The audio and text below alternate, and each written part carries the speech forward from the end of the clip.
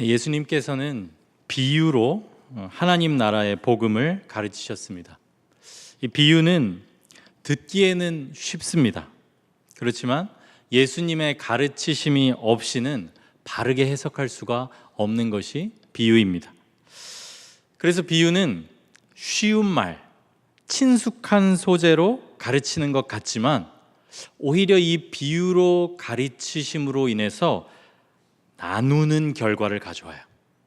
은혜를 받은 자, 들을 귀 있는 자, 어린아이와 같은 마음을 가진 자와 은혜 받지 못한 자, 들을 귀가 없는 자, 제자가 아닌 무리, 이렇게 두 그룹을 나누는 것이 비유입니다.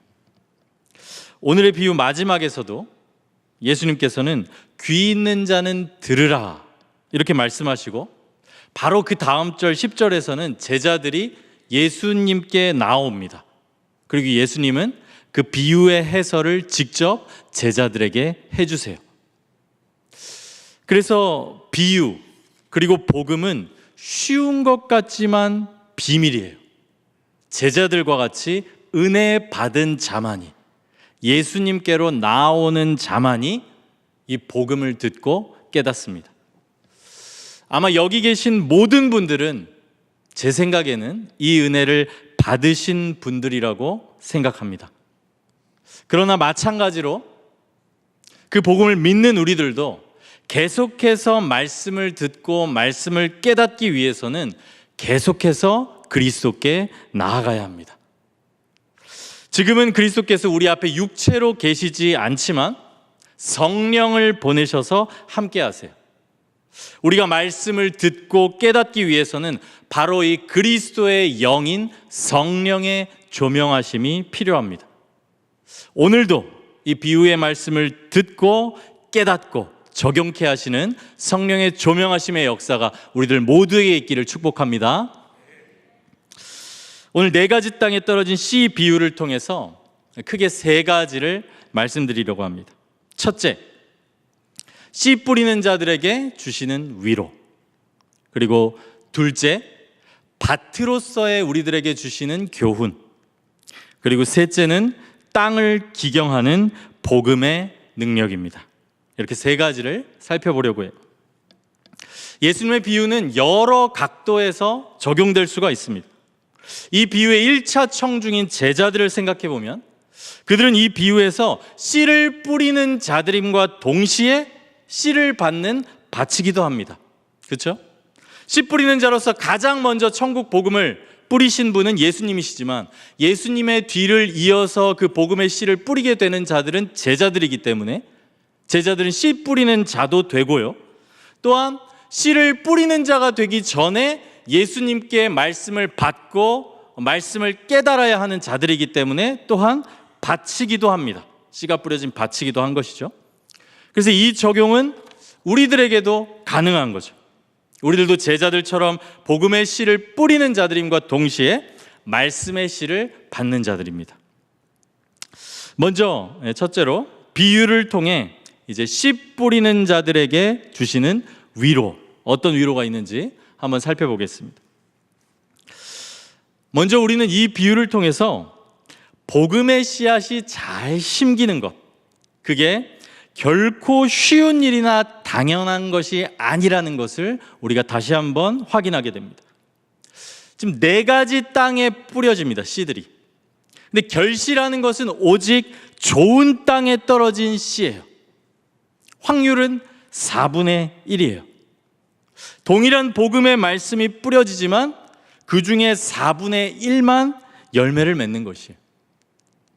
저는 처음에는 이게 적은 비율이라고 생각했어요.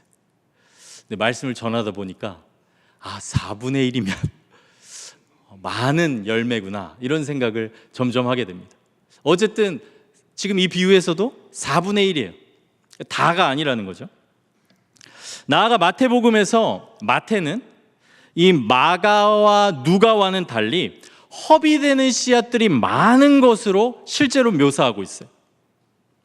마태복음에서는 첫 번째 땅에서부터 4번째 땅까지 모든 땅에 뿌려진 씨앗들을 전부 다 복수, 그러니까 많은 씨앗들로 실제로 기록하고 있습니다.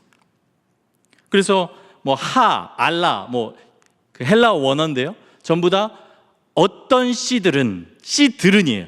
그리고 다른 씨들은, 그래서 첫 번째, 두 번째, 세 번째는 안 좋은 땅이잖아요. 근데 안 좋은 땅에 뿌려진 씨들도 많은 씨들이 뿌려진 것으로 묘사하고 있어요. 네 번째 땅뿐만 아니라 이게 마태복음에만 이렇게 기록되어 있습니다. 여기서 알 수 있는 것은 하나님 나라의 복음이 전해질 때 우리 생각에는 항상 결실해야 할 것 같은데, 그리고 그게 정상일 것 같은데 생각보다 허비되는 씨앗들이 많다는 거예요. 생각보다 허비되는 씨앗들이 많다는 거예요. 복음을 전할 때, 전도할 때, 말씀을 전할 때 매번 결실하고 매번 열매 맺지 못한다는 것입니다. 그러면 혹시 이렇게 생각하실 수도 있을 것 같아요. 아니, 그게 어떻게 위로가 됩니까? 오히려 기운 빠지는 얘기 아닙니까? 이렇게 생각하실 수도 있는데 아니에요. 신실하게 씨를 뿌리는 자들에게는 이 사실이 위로가 됩니다. 제대로 된 씨앗, 천국 복음의 씨앗을 뿌리지만, 그것도 많이 매번 뿌리지만 그걸 들은 모든 사람이 항상 매번 열매 맺는 것은 아니라고 성경이 알려주기 때문이에요. 사실 이건 다른 누구의 사역보다도 예수님의 사역에 대한 설명이에요. 지금 마태복음 13장의 맥락에서 보면 그 앞에 11장, 12장에 예수님이 복음을 전합니다. 근데 그 반응은 어떠냐면 전형적인 일반적인 반응은 부정적이에요. 그리고 소수의 사람들이 그것에 대해서 긍정적으로 반응하고 받아들입니다. 그리고 나서 11장, 12장, 다음 13장에서 예수님께서 이 비유를 말씀하시는 거예요. 실제로 복음을 전하기 위해서 애써 보신 분들, 전도하기 위해, 또 정말 영혼들의 변화를 위해 기도하시고 애써 보신 분들은 아실 것이라고 생각합니다. 안 되는 경우가 많이 있습니다. 저도 마찬가지입니다. 매번 설교할 때마다 은혜가 있고 회개와 회심의 역사가 있고 어떤 사람을 위해 기도할 때마다 응답되었으면 좋겠지만 아니라는 거예요. 현실은 기도하고 최선을 다해 준비하고 복음을 전하고 영혼들의 영적인 성장을 도우려고 하는데 마음처럼 되지 않고 허비되는 것처럼 보이는 그 노력들과 시도들이 많이 있다는 것입니다. 그렇다는 거예요. 아마 위로를 받으시는 분들은 애써 보신 분들이라고 생각합니다. 사랑하는 여러분, 그러므로 혹시 나의 전도, 영혼을 위한 기도, 공동체를 세워가려는 노력이 지금 당장 눈에 보이는 열매로 결실하지 못한다고 낙심하지 마시기 바랍니다. 그리고 내 탓인가 자책하지도 마세요. 씨 뿌리는 자가 신실하게 뿌려도 결실하기까지는 많은 허비되는 씨앗들이 있는 것입니다. 그것이 정상이에요. 그리고 이렇게 늘 눈에 보이는 열매를 맺을 수 있는 것은 아니라는 것. 신실하게 씨를 뿌려도 당장 결실치 못하는 일들이 있다는 것. 우리가 이걸 받아들여야 실망하지 않고 묵묵하게 신실하게 계속 씨를 뿌릴 수 있습니다. 또 한 가지, 이런 결과로부터 우리는 정말 하나님 나라의 복음, 그리고 하나님의 말씀이 정직하게 선포될 때 그것은 기본적으로 사람들이 받아들이기가 쉽지 않은 것이구나, 이걸 우리가 다시 한번 확인할 수 있어요. 사랑하는 여러분, 그럼에도 불구하고 그 생명의 씨가 우리 안에 심겼다는 것이, 그것이 기적이고 감사의 제목입니다. 또 그렇게 받아들이기 어려운 복음임에도 불구하고 분명히 듣는 자, 들을 귀 있는 자, 씨를 받아 결실하는 하나님의 택한 백성이 있다는 것, 이것이 정말 성령의 역사의 증거이고 기적인 것이에요. 네, 이 앞부분 가지고는 별로 위로가 안 되시는 것 같은데 위로되는 소식이 또 한 가지 있습니다. 이번엔 제 생각엔 더 확실히 위로가 되실 것 같아요. 자, 이렇게 씨를 뿌릴 때 허비되는 씨앗들이 많아요. 4종류의 땅 중에 한 땅만 결실합니다. 그럼에도 불구하고 하나님께서는 그 하나의 땅에서 나오는 수확량으로 허비된 씨앗들로 인한 손해를 보존하고도 남게 하신다는 거예요. 아멘을 하시네요. 남게 하신다는 거예요. 그래서 결국 씨 뿌리는 건 남는 장사라는 것입니다. 한 신학자가 이 예수님의 비유, 마태복음에서 이 비유를 토대로 계산을 했어요. 우리가 단순하게 생각하면 내 땅에 뿌렸는데 한 땅만 결실하네? 손해네. 이렇게 생각하기 쉽죠. 근데 아니죠. 왜냐하면 좋은 땅에 심긴 단 하나의 씨앗이 몇 배 열매를 맺습니까? 100배, 60배, 30배 열매를 맺어요. 그래서 이분의 계산에 따르면 비유에 등장하는 이 농부의 평균 수확량은 새 밭에 허비된 씨앗들의 양을 감안하더라도 약 16배, 15.8배의 수확이 난다는 거예요. 좋은 밭은 100배, 60배, 30배니까 그 수확량의 평균이 한 63배 되고요. 그게 4개의 밭 중 하나 밭이니까 이 4로 나누면 15.8, 16배, 16배라는 거예요. 물론 지금 웃으시죠.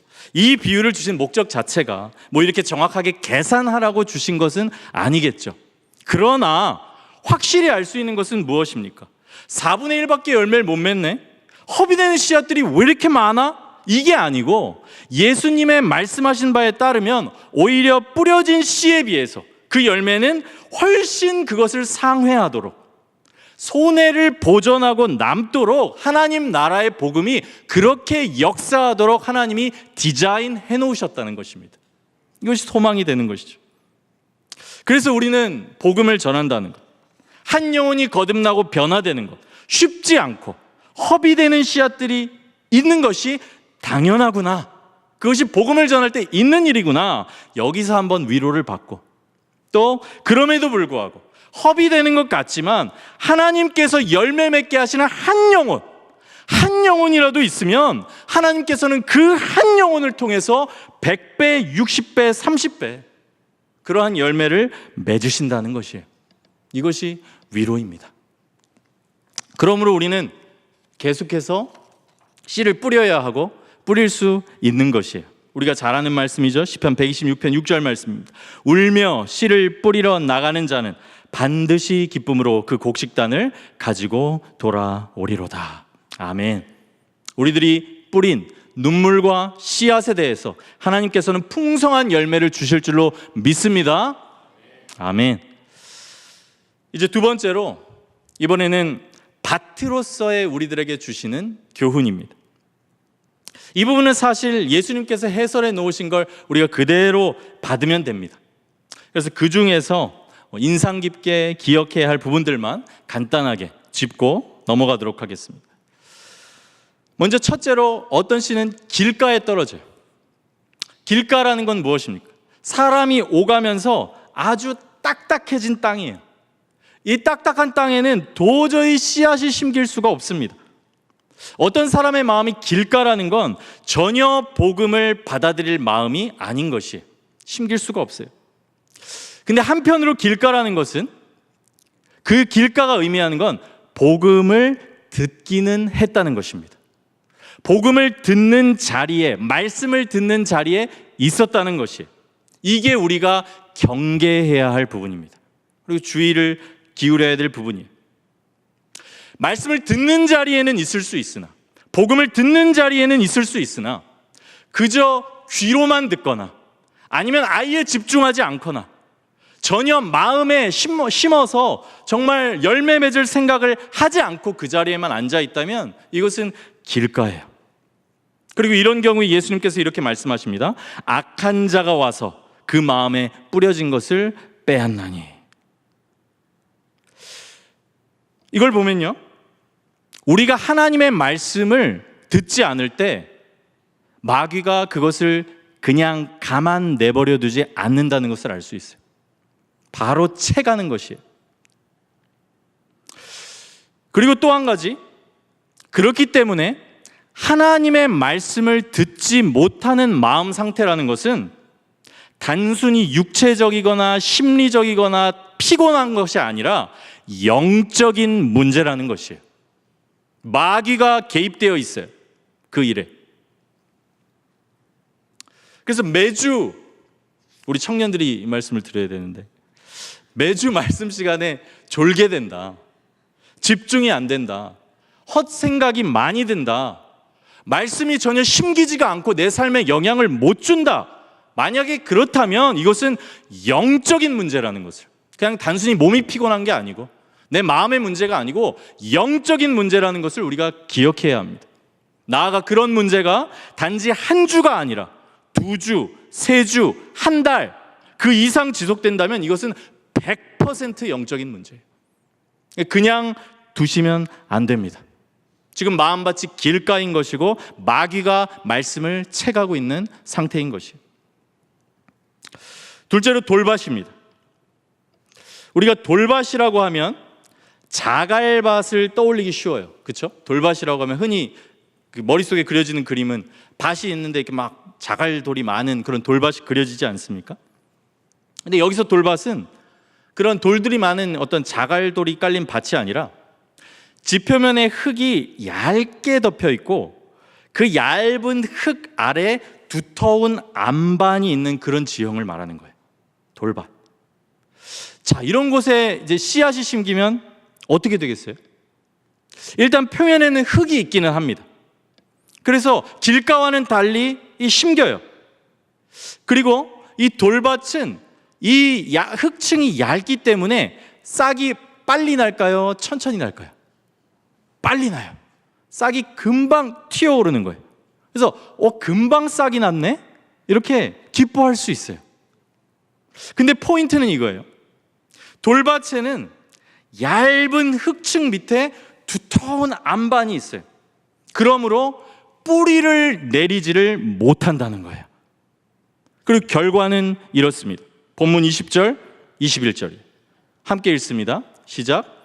돌밭에 뿌려졌다는 것은 말씀을 듣고 즉시 기쁨으로 받되 그 속에 뿌리가 없어 잠시 견디다가 말씀으로 말미암아 환난이나 박해가 일어날 때에는 곧 넘어지는 자요. 보세요. 뿌리가 없어요. 흙이 얇아서 싹은 금방 나오지만 뿌리를 내리지 못해요. 사랑하는 여러분, 눈으로 보이는 싹보다 뿌리가 중요하다는 것을 기억하시기 바랍니다. 우리들의 신앙에서 눈에 보이는 어떤 가시적인 결과보다 정말 그 씨앗이 제대로 심겨서 뿌리를 내리고 있는지가 중요한 거예요. 씨앗의 장기적인 생명을 좌우하는 것은 금방 나온 싹이 아니고 건강하게 뿌리 내린 보이지 않는 뿌리예요. 그리고 뿌리를 제대로 내린 씨앗은 해가 강하고 가뭄이 와도 버텨냅니다. 뿌리가 강하게 자리 잡고 있으면요. 그리고 더 중요한 것은요, 뿌리가 이 제대로 내려진 씨앗은 오히려 고난이나 박해, 이게 비유에서는 강한 해거든요. 그게 내리쬐면 일단 뿌리가 제대로 내려져 있기 때문에 이 뿌리가 더 물의 근원, 수원을 향해서 더 뿌리를 강하게 내려요. 그럼 어떻게 되겠어요? 그 나무는 더 강해지는 것이, 더 튼튼해지는 것이, 그러한 가뭄과 해에도 절대 가물지 않는 그러한 나무로 서게 되는 것이에요. 뿌리가 내려져 있을 때. 이 그림을 예레미야서가 이렇게 보여줘요. 예레미야 17장 5절에서 8절입니다. 여호와께서 이와 같이 말씀하시느니라. 무릇 사람을 믿으며 육신으로 그의 힘을 삼고 마음이 여호와에게서 떠난 사람은 저주를 받을 것이라. 그는 사막의 떨기나무 같아서 좋은 일이 오는 것을 보지 못하고 광야 간조한 곳 건건한 땅 사람이 살지 않는 땅에 살리라. 그러나 무릇 여호와를 의지하며 여호와를 의뢰하는 그 사람은 복을 받을 것이라. 그는 물가에 심어진 나무가 그 뿌리를 강변에 뻗치고 더위가 올지라도 두려워하지 아니하며 그 잎이 청청하며 가무는 해에도 걱정이 없고 결실이 그치지 아니함 같으리라. 아멘. 이 그림인 거예요. 이 그림인 거예요. 가뭄이 와도 걱정 없어요. 뿌리를 내리고 있거든요. 가뭄이 왔을 때 더 수원을 향하여 뿌리를 깊이 내렸거든요. 더 건강한 튼튼한 나무가 되는 거예요. 사랑하는 여러분, 우리에게도, 그리고 우리가 기도하는 영혼들에게도 이 뿌리가 중요합니다. 복음, 하나님의 말씀에 제대로 뿌리 내리는 것이 중요해요. 그래서 눈에 보이는 열매를 빨리 보려는, 저도 늘 그런 마음에 시달립니다. 조급한 마음. 열매가 있었으면, 눈에 보이는 열매가 있었으면. 그러나 그런 마음들을 내려놓고 깊이 뿌리 내리기를 기도하는 우리 가정과 공동체와 우리들의 영혼이 되기를 축복합니다. 셋째는 가시떨기입니다. 이 가시떨기는 세상의 염려와 재물의 유혹을 상징합니다. 결국 이 가시떨기가 말씀의 기운을 막아서 결실치 못하게 해요. 이 가시떨기에 대해서는 한 가지만 살펴보겠습니다. 7절입니다. 덜어는 가시떨기 위에 떨어짐에 씨앗이, 말씀의 씨앗이 가시가 자라서 기운을 막았고, 이렇게 말씀해요.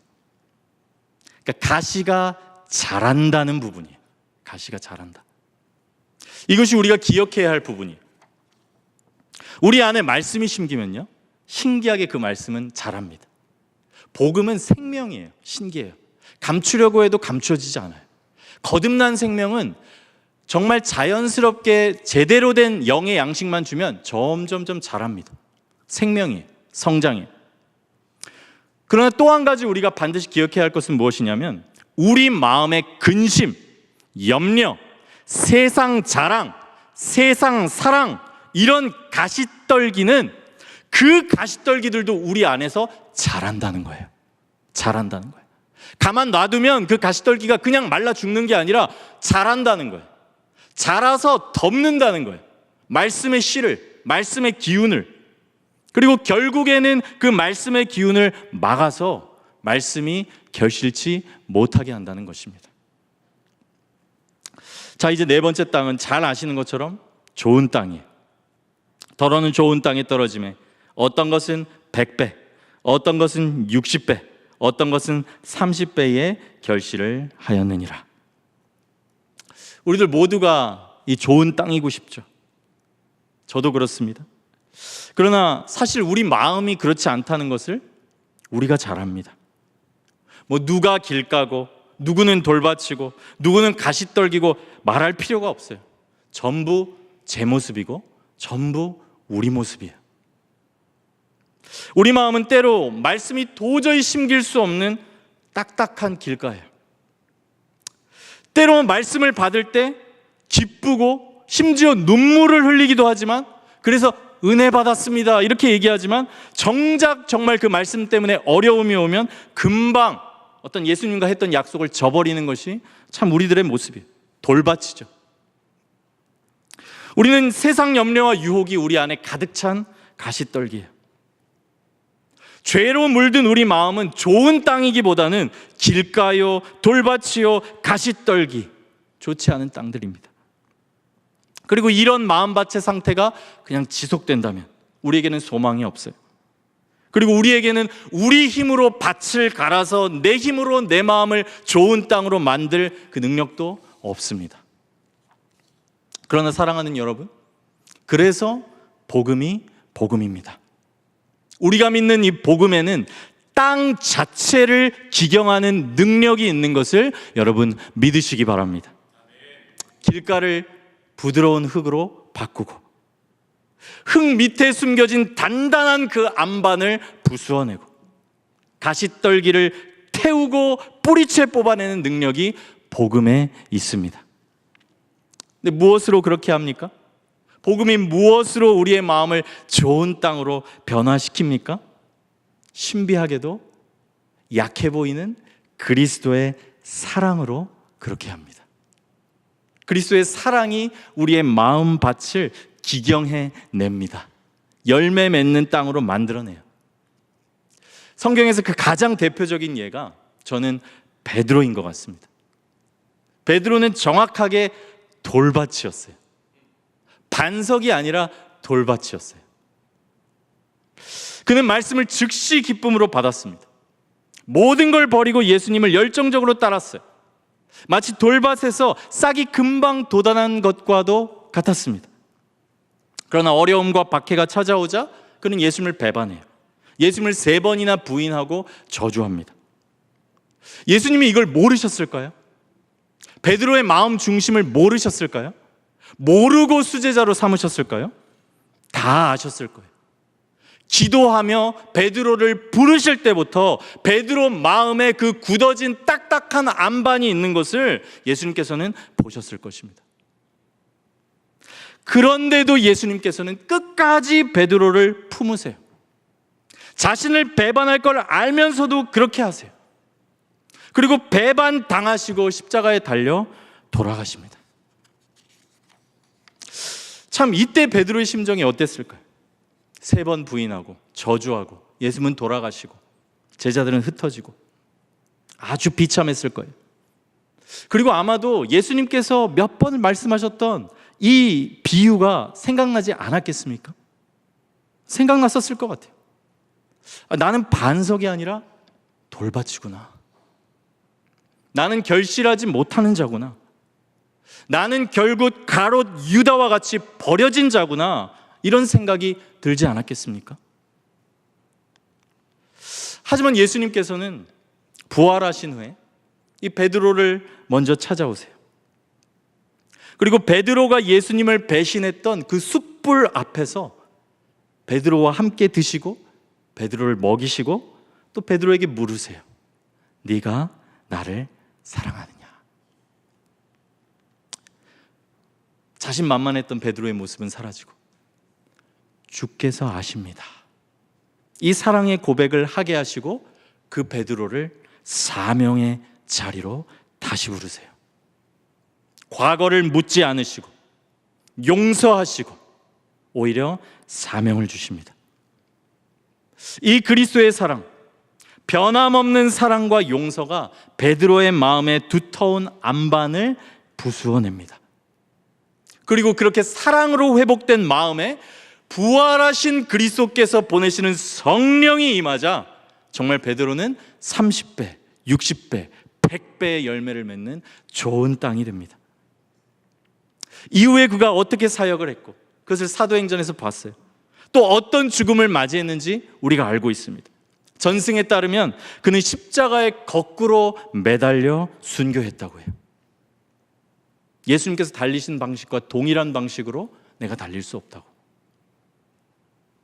그렇게 그는 돌밭에서 좋은 땅이 되어 결실했어요. 사랑하는 여러분, 이 동일한 복음이 우리의 마음을 기경해 냅니다. 베드로가 대단한 게 아니에요. 우리가 대단한 건 더더욱 아니죠. 그러나 이 복음의 능력이 있어서 우리의 그 돌밭, 가시떨기, 길가 그 마음을 바꾸어 냅니다. 말씀을 마무리합니다. 혹시 기도하다가 씨를 뿌리다가 지친 분이 계십니까? 아니에요. 원래 그런 허비가 있는 것이에요. 우리가 가는 길에는 실패와 결실 없음으로 보이는 결과가 나타날 수가 있습니다. 그러나 그리스도께서는 우리를 위하여 얼마나 허비하셨는지요. 그 그리스도를 생각하며 인내하며 계속해서 씨앗을 뿌리시기 바랍니다. 한 영혼이 변화될 것이고 그 영혼을 통해서 30배, 60배, 100배의 열매를 주실 줄로 믿습니다. 우리들 말씀 앞에서 길가가 되지 않아야겠습니다. 말씀이 들리지 않는다면 그것은 영적인 문제임을 우리들 함께 기억해야 하겠습니다. 또한 금방 보이는 싹보다 뿌리가 중요하다는 것. 우리 가정, 우리 공동체, 복음의 말씀에 뿌리 내려야 한다는 것. 우리 함께 기억하기를 원합니다. 또한 가시떨기, 내 안에 걱정, 근심, 염려 있다면 그것은 가만히 있지 않고 자라난다는 것. 항상 경계하며 주의하며 복음으로 그 가시떨기를 잘라내시길 바랍니다. 무엇보다도 우리는 길가요, 돌밭이요, 가시떨기지만 그 마음을 끝내 바꾸어 내시는 복음의 능력을 믿으시는 가운데 그 변화된 마음을 받고 끝내 결실하시는 저와 여러분 되시기를 축복합니다.